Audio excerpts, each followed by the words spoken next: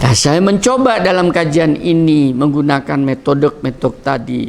Syariatnya saya betulkan ya, supaya sholatnya benar, cara duduknya, cara takbirnya, cara sujudnya. Ya, makanya saya mengatakan kalau sujud jangan batuknya ditaruh di lantai itu, seluruh tubuh ditaruh di batuknya itu, pasti jidatnya hitam. Paham?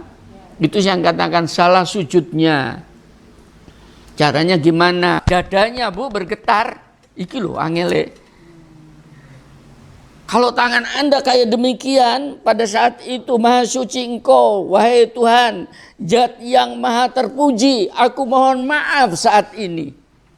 Rasakan itu dengan kekuatan ini goyang Bu. Ini dada itu tadi. Belum sholat tadi. Ujungnya adalah berbuah amal kesolehan.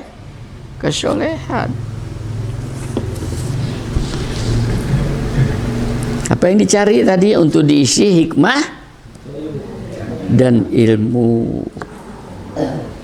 Oh iya. Siapa yang ngisi? Dari mana tahu? Sesungguhnya aku akan memasukkan ke dalam dadanya perkataan yang bukan kita, Allah. Betul kan? Allah akan memasukkan pemahaman ke dalam rongga dada kamu itu yang betul-betul berat. Seberat-beratnya pemahaman, kalau Allah sudah memasukkan itu menjadi mudah.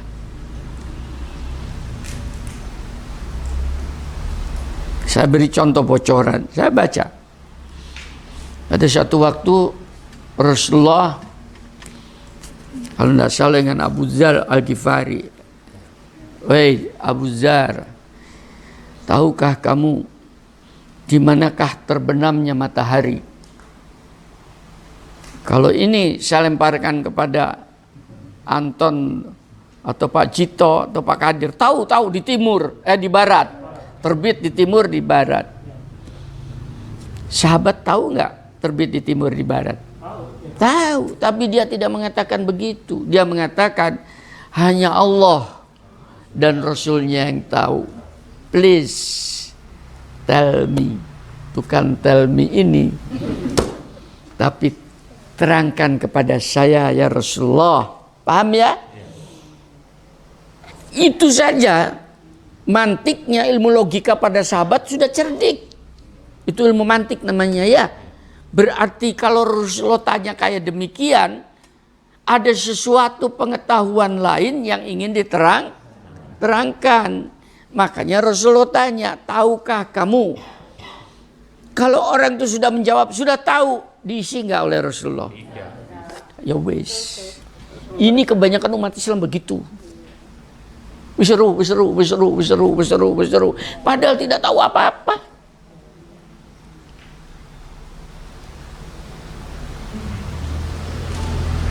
Ya bukan apa-apa, saya di kantor. Ada seorang profesor perempuan. Saya ngomong, kamu tahu nggak isi Al-Quran, itu tentang Quran? Oh, tahu Pak Ika, pas-pas gitu, sholat dan kaget saya. Dia aja. Enggak, saya ngomong anak orangnya ya. Pak, Masya Allah. Kalau dia duduk, padahal saya memancing pada dia, tolong Pak Ika terangkan kepada saya apa isinya. Dapatkan? Begitu dia nggak sudah tahu Pak Ika gini-gini, dia menolak. Nih, hati-hati. Ya, kebanyakan umat Islam seperti itu. Surat 48 ayat 4.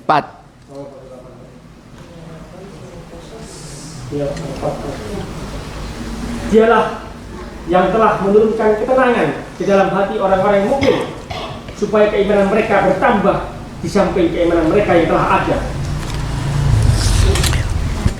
Jadi yang namanya ketenangan itu ada sebuah bonus.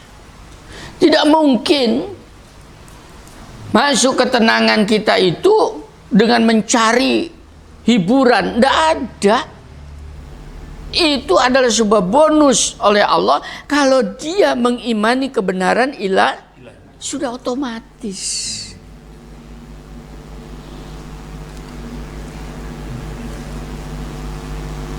Bukan kita yang ngasih, tapi Allah.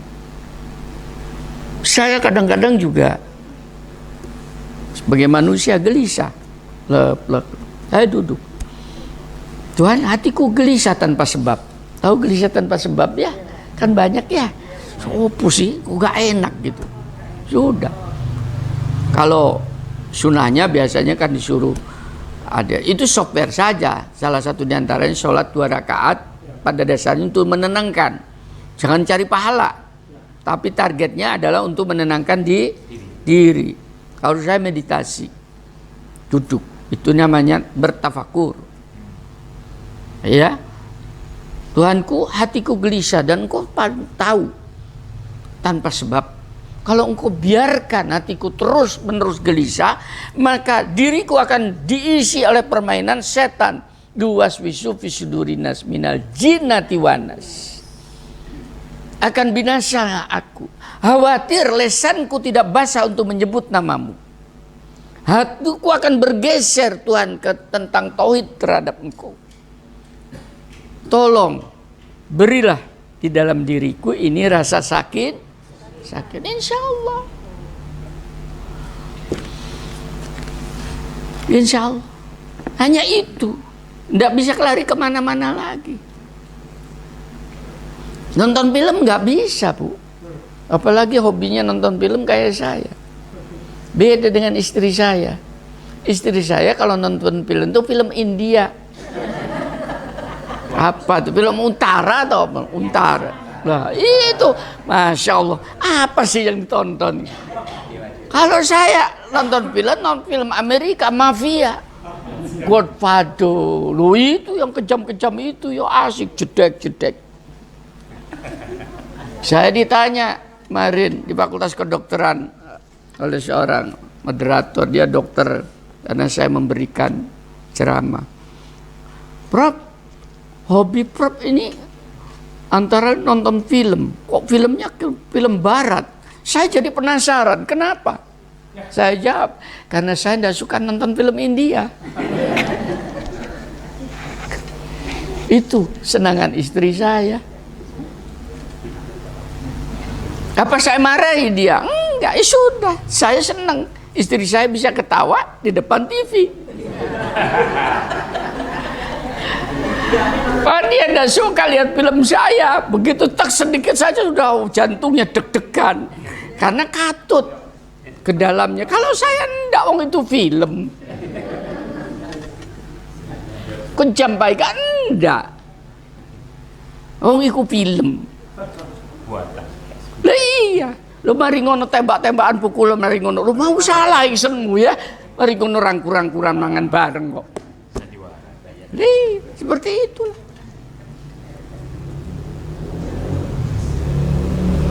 Nah, ketenangan itu tadi Allah meminta, manfaatkan itu di dalam kehidupan. Isinya tadi ini. Makanya jangan kamu cepat-cepat lancang mengatakan bahwa kamu sudah beriman. Belum diisi. Ronggadanawu belum diisi, pelan-pelan. Makanya 23 tahun. Sedikit demi sedikit. Minta bantuan kepada Allah.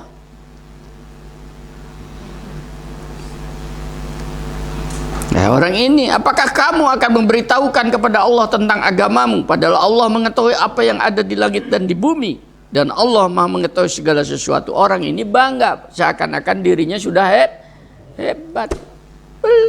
Belum terisi apa-apa, belum diuji.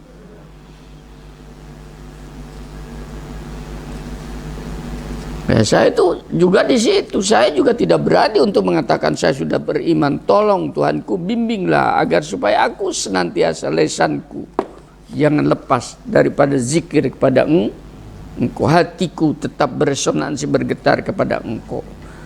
Iya, mudahkan bagiku untuk mengerjakan kesolehan amal-amal. hatiku, Tuhanku, dibersihkan dari segala penyakit-penyakit kan itu Bu ya. Sampai ibu-ibu, bapak-bapak datang ke sini kan sudah saya doain. Mereka yang masuk ke rumah saya, Tuhanku, karena ini adalah dalam rangka aku mengajak, kan tadi ya, mengajak mereka kepada agamamu Tuhanku, dan mereka datang, maka masukkanlah mereka itu diampuni segala kesalahannya. Itu sudah saya doain Bu, sungguhan. Ya. Dan insya Allah itu saya bukan ya, itu sudah pasti dan pasti dicatat oleh Allah dan diperkenan oleh Allah, karena Allah zat yang maha senang kepada makhluknya, hamba-hambanya yang selalu menjadi jalan kepada kebaikan, kepada kebenaran. Ini harus diusahakan, diperjuangkan, tidak gampang karena memang itu jalannya. Nanti setelah pulang Bapak Ibu ya, kalau diajak kepada kebaikan, ingat rahasianya apa? Iya, buah duku. Ingat, buah dukunya Pak Ika ya. Untuk bisa memakan isinya, maka harus dikupas kulitnya. Dia pahit tak lewati, karena aku ingin dapat isinya. Begitu isinya aku makan, aku rasakan, maka pahitnya menjadi hilang. Itu sudah hukum. Begitu Anda semua nanti ya, nah, salah satu di antara ini, kita kan mau bulan puasa ya. Mungkin pertemuan terakhir 2 minggu lagi di rumah saya ini. Iya, yang ketiga. Minggu ketiga kan 2 minggu lagi. 2 minggu lagi kan? Minggu depan di tempatnya Sidoarjo. Kalau saya datang,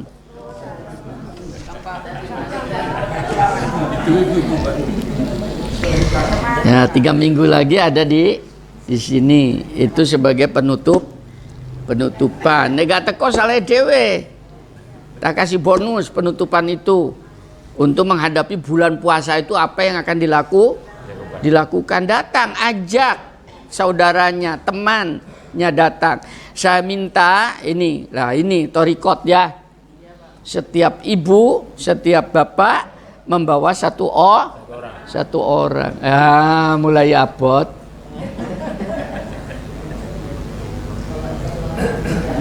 Masa nggak sanggup membawa 1 orang?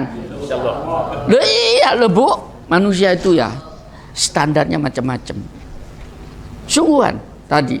Ada yang standarnya orang itu baru mau ikut kalau di situ ada duitnya, paham ya?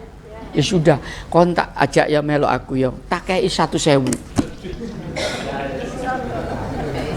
Halo, datang nggak? Datang. Carilah mbu ya apa sopo di bidang mider lo, tukang mikrolet itu dapat 100.000 itu nggak dapat Bu sehari. Cekelan tukang mikrolet, melo apa lo, melo kajian ngono, tak kei 1.000. Ngono to, iya wis lungguh tok. Karena dia makomnya baru uang. Isu. Harapan saya dengan dia datang itu kena sumun bukmunnya Pak Ika, hatinya itu yang tadi doanya Nabi Musa. Paham ya? Loh, ini ternyata lu sungguhan ini. Bagi mereka yang selama ini bojone gak teko, khusus untuk penutupan gowon. Nek gak gelem teko, tak kasih resep golek maneh.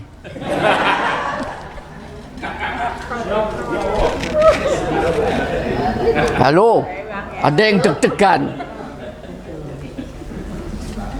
Sungguhan ini. Sebelum saya keluarkan rahasianya loh ya. Nanti kalau saya ketuakan rahasianya gelo maneh. Untung Bu Budi melok terus ya, Bu Kadir melok terus.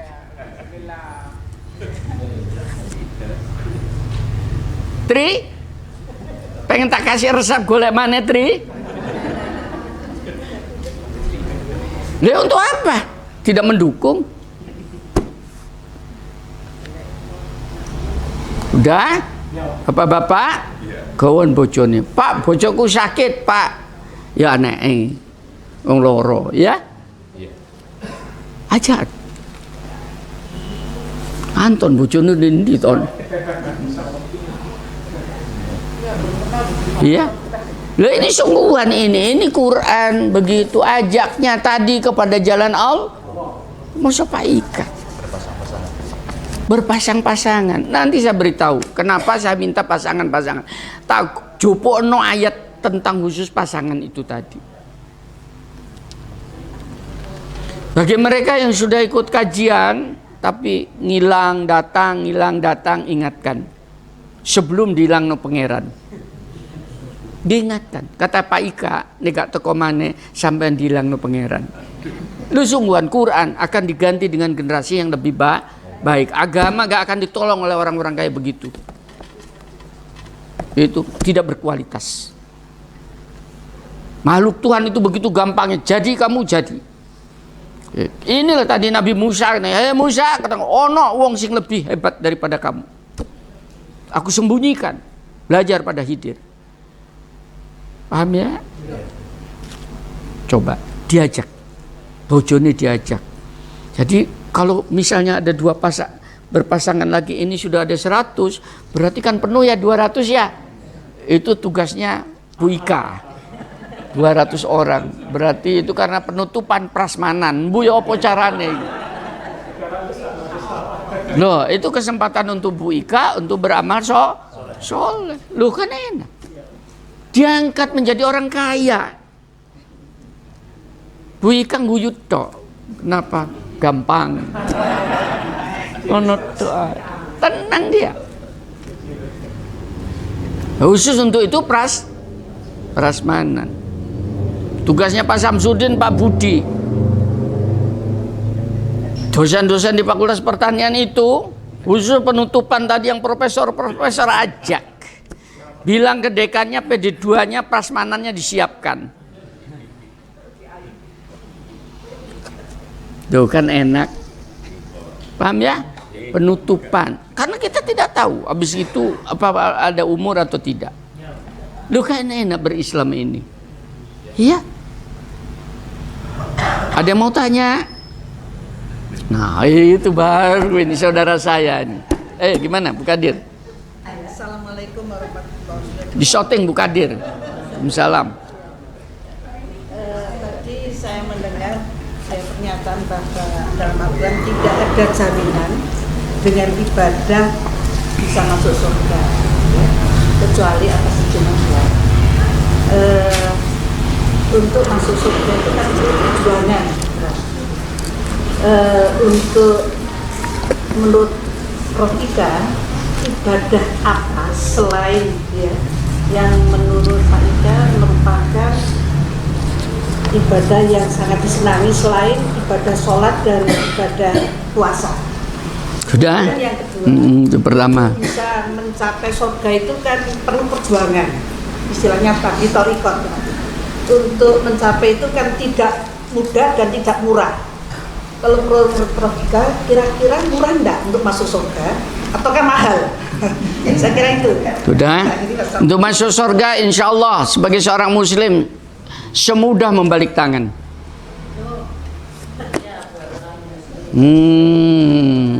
Sing abot atau membalik tangane. Loh ini mantik ini. Jangan diterima Ika lo sungguhan. Semudah membalik tangan. Saya berdasarkan hadis. Aku tergantung persangkaan hamba. Paham ya?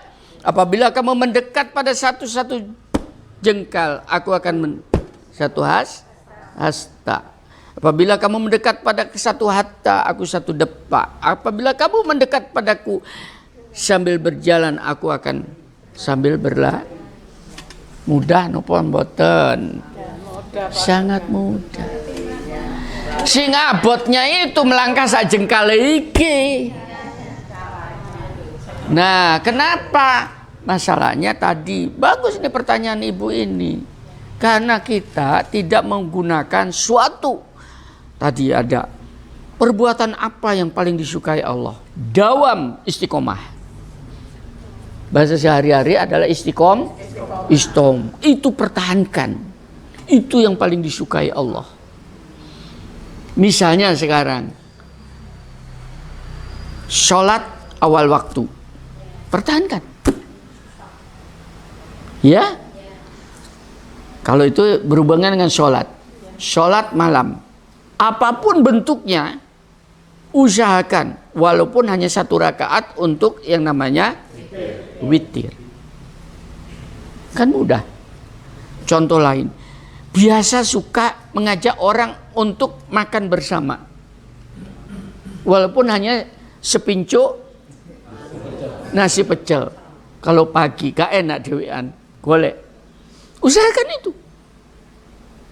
Sederhana kan? Berarti dibandingkan sholat malam enggak sak pincuk. Loh, sak pincuk itu loh gampang, Bu. Sungguhan. Ini ada tukang sampah di sini ya. Pernah dipikir, apakah mereka berangkat itu pernah sarapan? Tidak pernah terpikir. Coba ibu siapkan itu sarapan setiap pagi, sak pincuk nasi pecel piro sih? Halo? Berapa nasi pecel?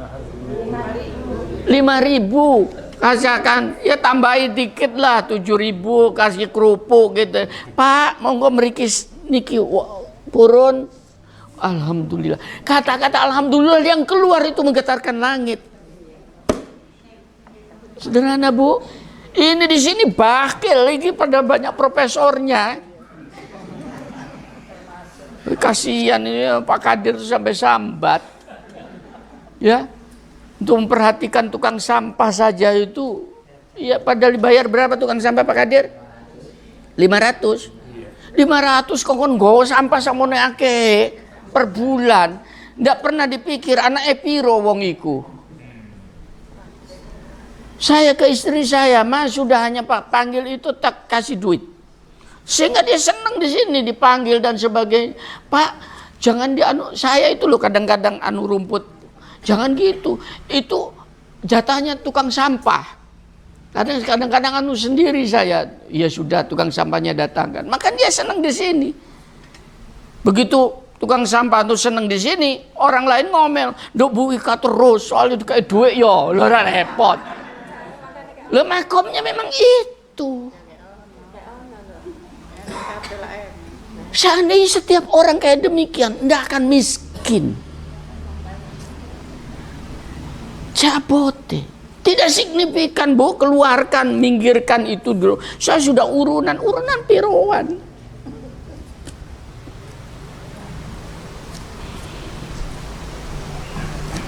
Ya sederhana ya. Banyak di dalam sehari-hari. Itu kunci surga di situ.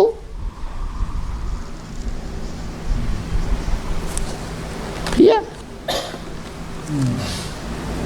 Nabiullah Ibrahim itu punya kebiasaan sampai tercatat di dalam sebuah riwayat. Setiap makan mesti dia mencari teman. Dia tidak bisa makan kalau tidak ada teman, ngajak orang. Tercatat. Nabi Muhammad, apakah Nabi Muhammad sholat terus? Enggak. Ya kadang-kadang ke pasar, dia datang ke pasarannya tuh. Untuk ndulang ada orang buta ngemis di pasar itu, orang Yahudi. Setiap hari itu hanya ngomelin, mencaci maki Nabi Muhammad. Datang Nabi didulang. Padahal dicaci maki. Muhammad itu ngwening ini. Didulang loh, oh iya tak? Iso tak, Bu? Halo? Oh Muhammad, ya apa Muhammad? Uang ngwening. Padahal tidak lihat dia. Jare ini. Nabi Muhammad, yo ini makan kurang. Duh, coba tiap hari. Yang kayak begini tidak terungkap. Iya, sampai pada satu waktu Nabi meninggal, Abu Bakar tahu. Dia datang ke pasar, kasih makan si orang Yahudi itu. Sebentar. Ini siapa kamu? Loh, saya ini bukan orang yang biasa dulang saya. Kenapa katanya? Karena ini tangannya kasar. Abu Bakar yang lembut itu dikatakan kasar, bayangkan. Mungkin dicicil nongono ya. Coba, lu sampai terungkap riwayat itu sampai kepada kita. Yang begini ini tidak pernah didakwakan. oleh ustadz-ustadz itu tadi, disembunyikan. Sehingga akhirnya umat Islam itu menjadi keras. Daya tolong kepada orang lain tidak ada. Seakan-akan tadi dengan sholat itu masuk, tidak ada jaminan. Buah daripada itu tadi, nah, yaitu beranak pinak dalam berbuat amal kesolehan. Betapa sederhana. Ini ada sebuah riwayat, boleh dibaca itu. Ini sudah sangat terkenal. Ada orang yang sudah membunuh 99 orang. Bermencorah kan? Ya, datang ke ulamanya Yahudi kalau tidak salah atau Nasrani. Saya, apakah ada tobat untuk saya? Ada ampunan Tuhan. Katanya, waduh, wis kakean gak ono. Langsung tak lengkapi jadi satu sering.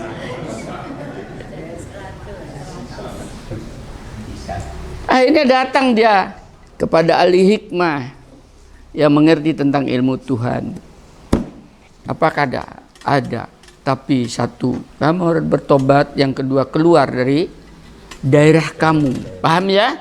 Cari sebuah negeri di mana kamu akan digerojok dengan pengetahuan untuk bertobat dan ke ilmu pengetahuan.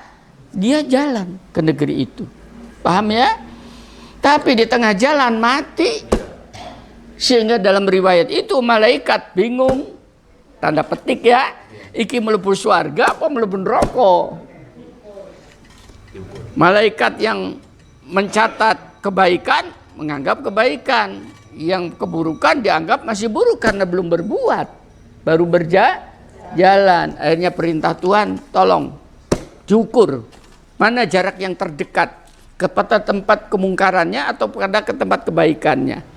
Ternyata diukur hanya 1 jengkal, Bu, yaitu lebih dekat kepada kebaikan, diampuni dosanya. Paham? Betipu mudah, begitu mudahnya, semudah membalik tak.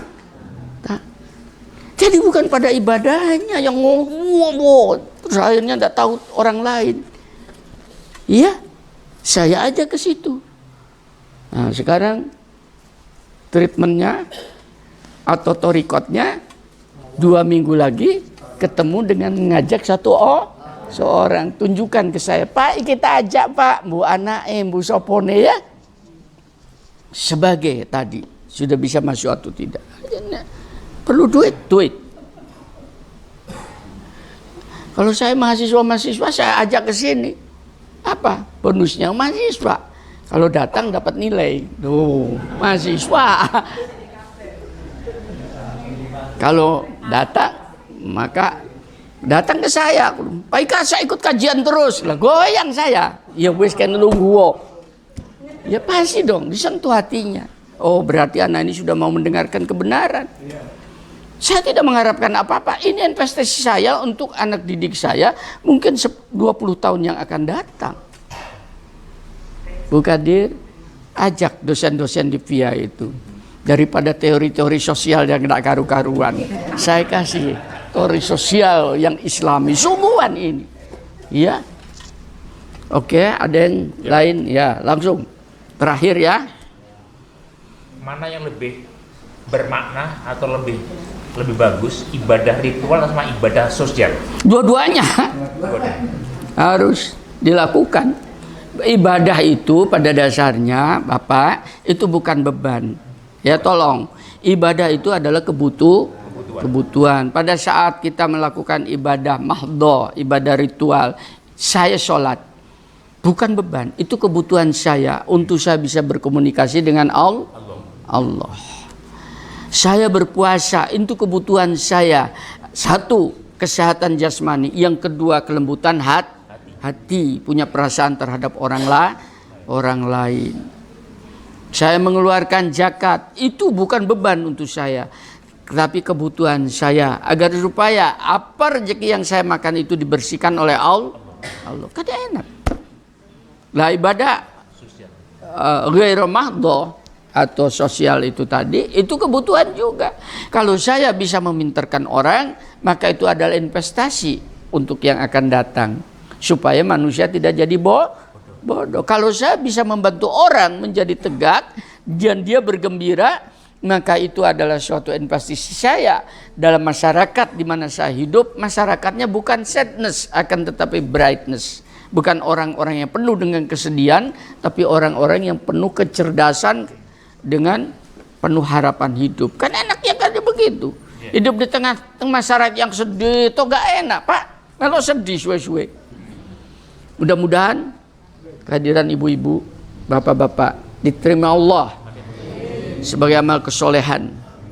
Mudah-mudahan sisa usia kita yang masih diberi oleh Allah ini dipenuhi dengan maghfirah dan ditingkatkan amal kesolehannya dan dijadikan berkah bagi diri kita, keluarga kita, dan lingkungan kita.